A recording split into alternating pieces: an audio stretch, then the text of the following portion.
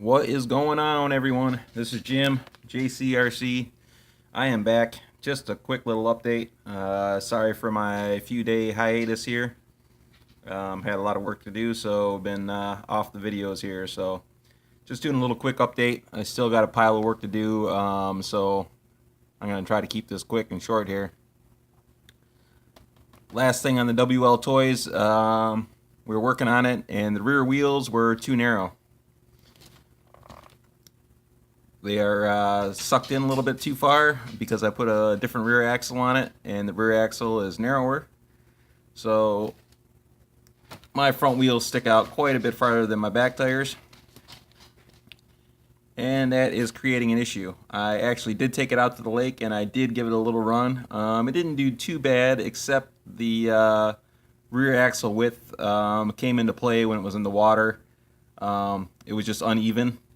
And was almost a little tippy left to right on the rear, so got a little upgrade for that, I guess, which came in the mail.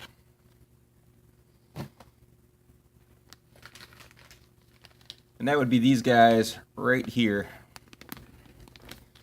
which you're probably not going to be able to see, maybe you can. These are from Boom Racing.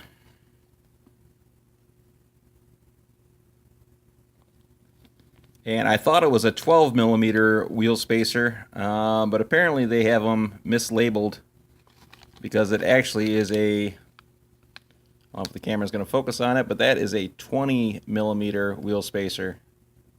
20s. So I ordered a couple of these guys, 3 different sets to be specific. Just because, I was talking about the TF2, and if I was going to run my bigger tires that I just previously bought, that I was going to need some bigger wheel spacers, and these guys will do the trick. So I've got 4 blue ones, 4 red ones,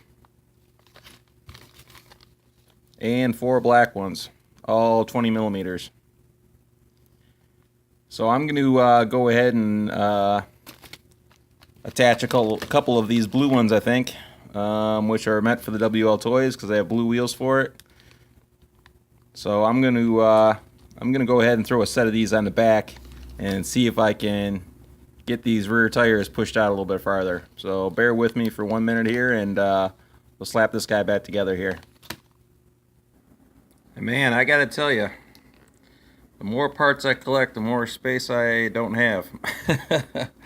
I just cleared out 3 little compartments here in my screw container just so I could fit all these extra wheel hubs and whatnot in here. All these 20 millimeter spacers and the hardware that goes along with them, along with this hardware and these other spacers. This is an 8 millimeter spacer that I just took off the back of the truck. And I'm going to go ahead and drop these 20s on there, or 2 20s on there. One on each side.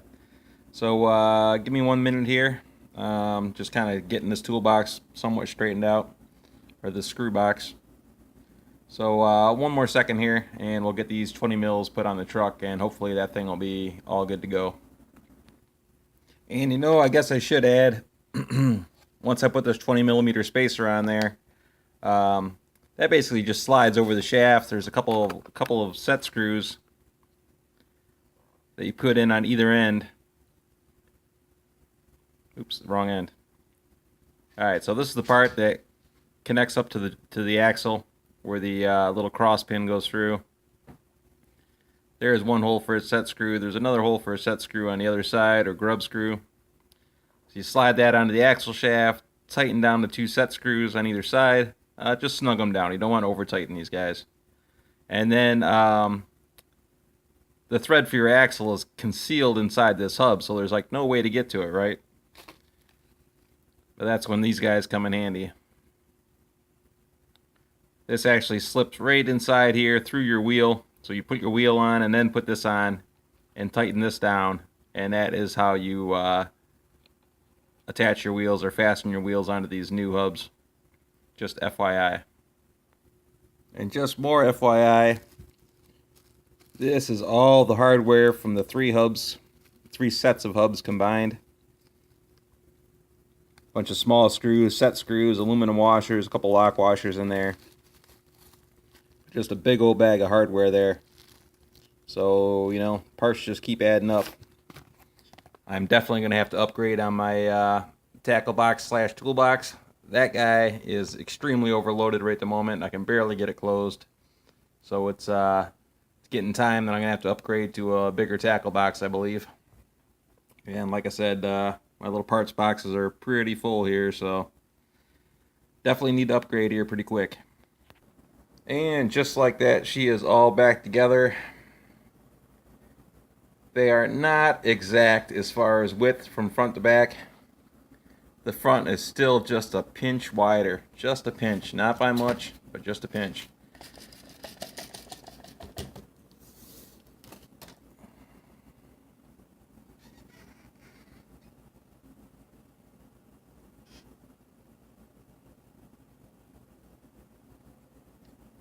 So it's showing around 10.5 there. I'm not quite on the edge of the tire.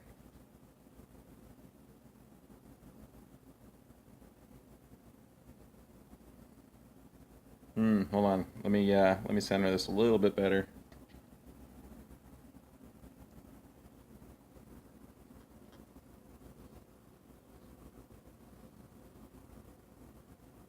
Almost 10 3/4. Almost 10 3/4 on the back.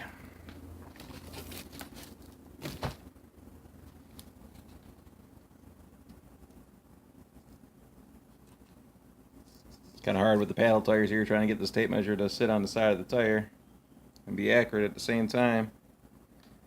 And we are closer to 11 on the front.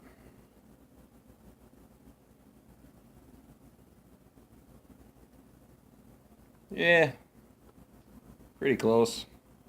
It's just a little bit wider on the front still than it is on the back. But it's a lot closer than what it was last time, so just moved the back out from 8 millimeters to 20 millimeters. So technically we pushed these guys out 12 millimeters. The fronts still have 8 millimeter spacers on them. I can't go smaller on the front, or else I'm going to be rubbing my tires on the fenders. It already rubs a little bit when I turn, so I really can't go any narrower on the front. At the back at 20 millimeters, I really can't go much wider than that either. So I guess it is what it is. We are a lot closer than what it was before, so I'm going to have to work with that. And once again, that's from switching up axles and putting on this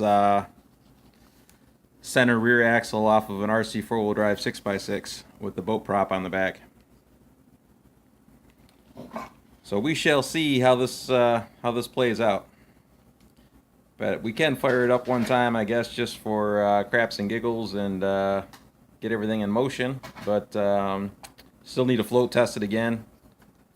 I'm probably gonna have to put another piece of foam on the back of this since I just widened it up a little bit.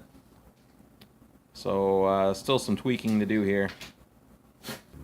Alright, and we are live. She is all hooked up once again.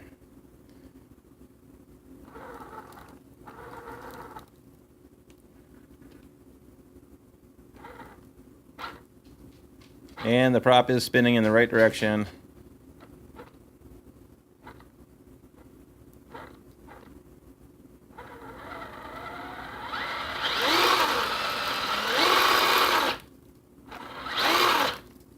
Torquey.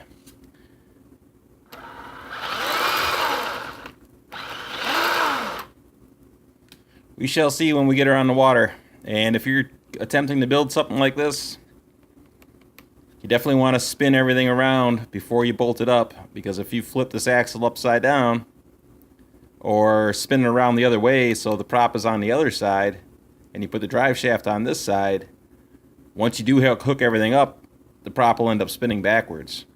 So you got to make sure that you got everything going in the right direction. Kind of mock fit everything just to make sure that everything is spinning in the right direction. I had to do that a few times just to make sure, once again, that everything was going in the right direction. So she is alive. She does work. Prop is spinning. once again, just need to get her out on the lake and do a run with it. So thanks for watching, guys. This is Jim from JCRC. Maybe later on today, weather permitting, I'll get this guy out on the lake and or out on the river or out somewhere, and we'll do some more testing with it. So thanks again, guys. Click like and subscribe, share with your friends, and you all have a great day. We'll see you on the next video. Thanks for your patience.